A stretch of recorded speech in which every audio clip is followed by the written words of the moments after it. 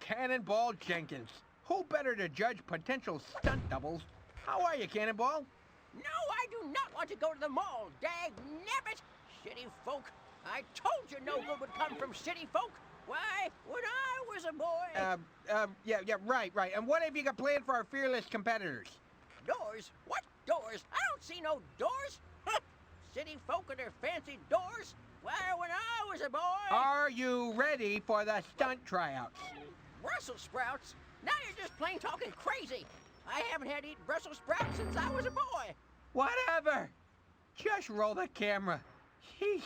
And then back in 42, I got shot out of a cannon over enemy lines. Spent 8 months stuck in a tree, I did. Oh, those were the days. Old people is funny. He can't hear and he talk weird.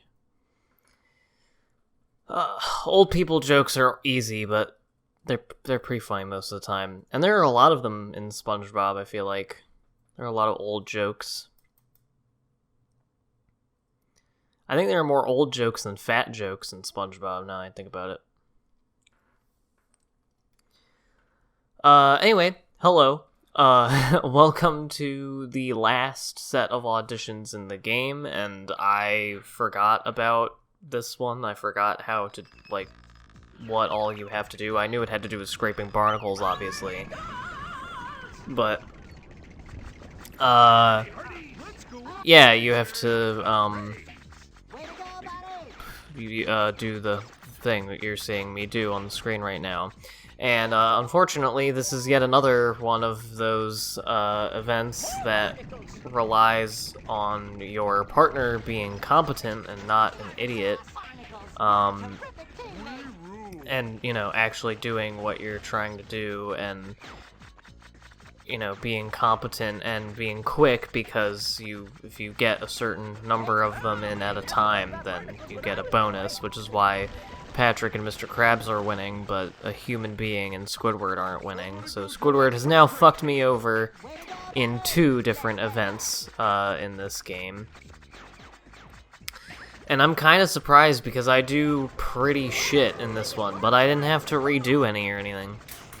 But yeah, I can't say I'm a gigantic fan of basically any of these. This one's pretty simple and not super interesting. You're just scraping the barnacles off, and you have to move sometimes. And then, oh god, I don't even remember what the second one is. Shit, I just edited this video. How do I not know this? Anyway, yeah, we didn't end up getting the whole big barnacle, so that sucks ass. And yeah, there's just a bunch of swarms. There's a finite amount of barnacles you can get, so you have to get the combos and not have your bucket slide off and make you lose points. I knew another swarm would come. I'm trying to think of what the second one is now. I know what the third one is, because that's the one that I had the most trouble with. Oh, the second one isn't that bad. It's super easy, but it's also not incredibly interesting, which sucks. So I wish there was a little bit more to talk about in this last set of levels for the LP, but I don't have a whole lot of insight or anything to say about it because, for one, yeah, they're kind of just straightforward things. All of them are team ones, by the way. I've only, gone through this entire game and done these levels, 3 or 4 times. And I have never, had not a tie. I've never had to not do a tiebreaker at the end of this one, and it's because they're all team, auditions. They're all 2v2. And so you're getting the same points as your opponents all the time. And I don't really know why they did that. I don't know if they deliberately did that so that the last... Yeah, we all did perfect. Awesome. I should have got more points than Squidward. He was fucking us all up, even though I was the one knocking over the bucket most of the time. But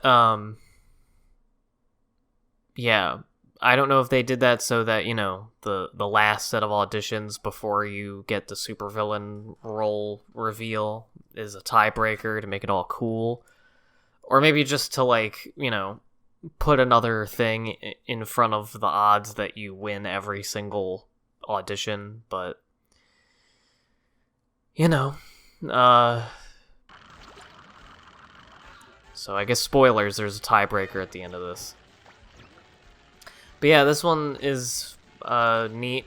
I thought that they were gonna have us switch spots, but yeah, basically you go up the ropes if you're on the bottom, and they make you go up faster if they're powered up.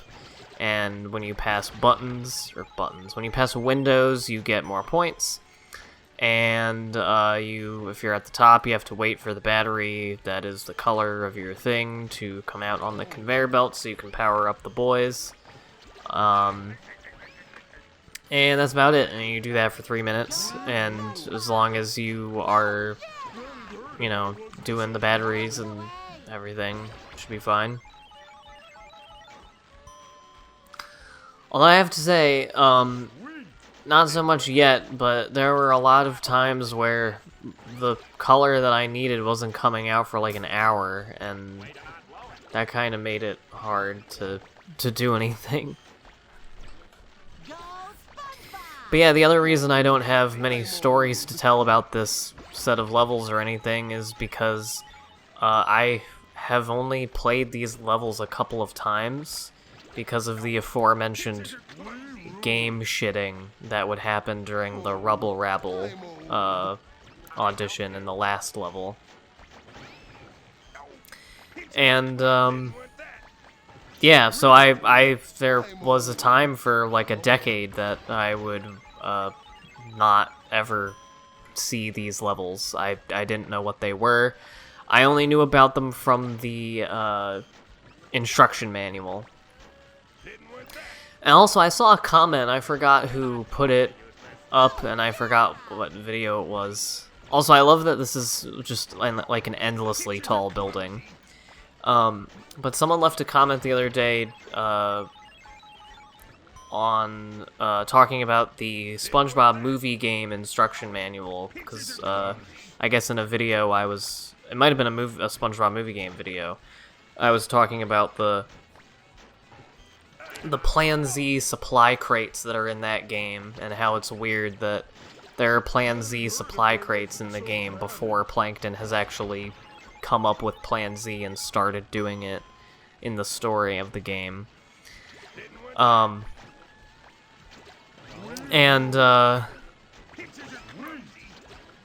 they were just telling me the name of it, and it made me nostalgic for the instruction manuals of those games.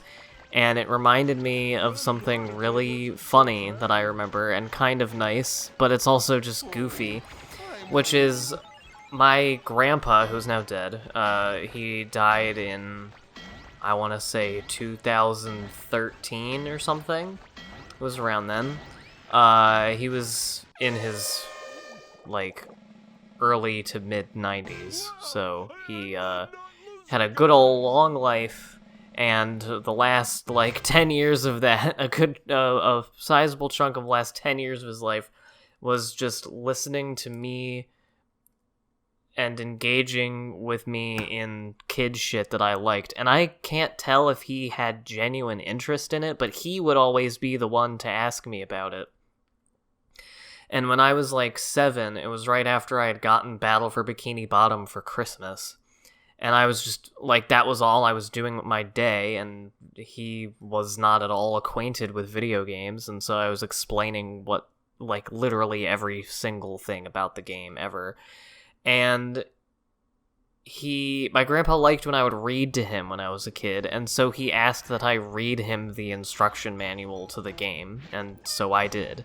And yeah, so I have a semi-vivid memory of reading the Battle for Bikini Bottom instruction manual to my grandpa, who fell asleep while I was doing it.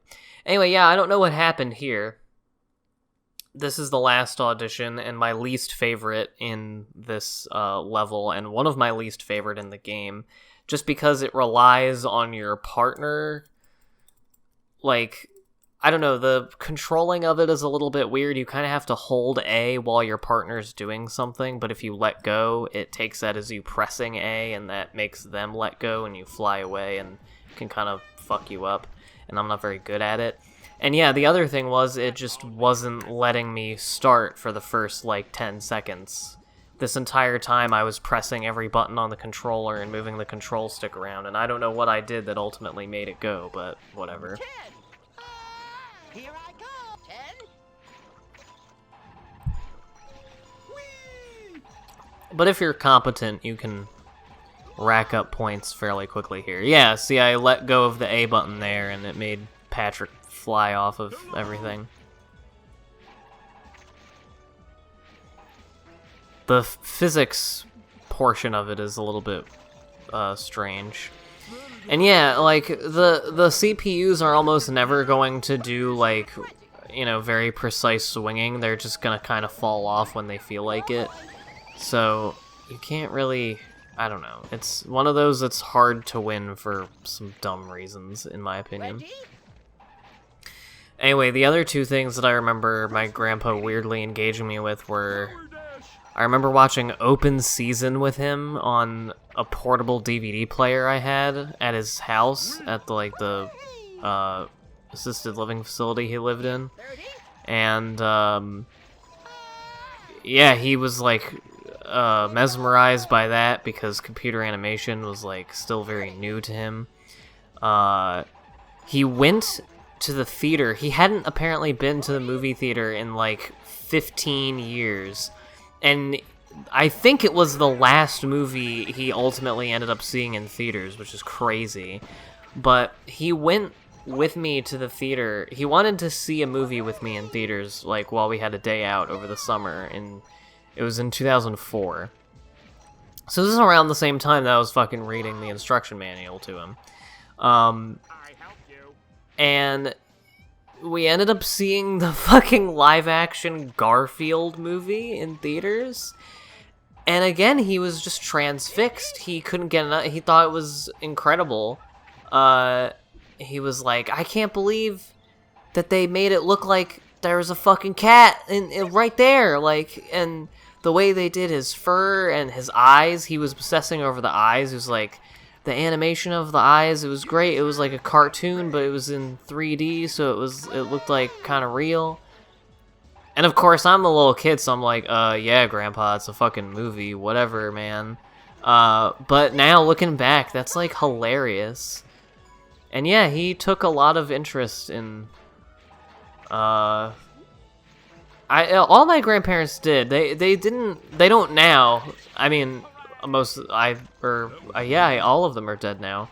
All of them, once I got a little bit older, they weren't I remember telling my last surviving grandma about a movie idea I had, and oh my god, I talked to her about healthcare, and this was when I was 15, and I didn't even have great politics or anything. But I was like, yeah, healthcare should be a human right. I don't see why, it should be a privatized thing. And she straight up told me to my face, you should never get into politics. You would be terrible for the country. And I was like, thank you, Grandma. You've always been so supportive. And I was writing little short stories about Christmas elves or whatever the fuck. And I told her, ideas for movies I had when I was a teenager, and she was like, oh, that sounds violent. I hate that every movie now has violence and swearing and sex. And I'm like, well, I'm sorry that it's not 100 years ago anymore.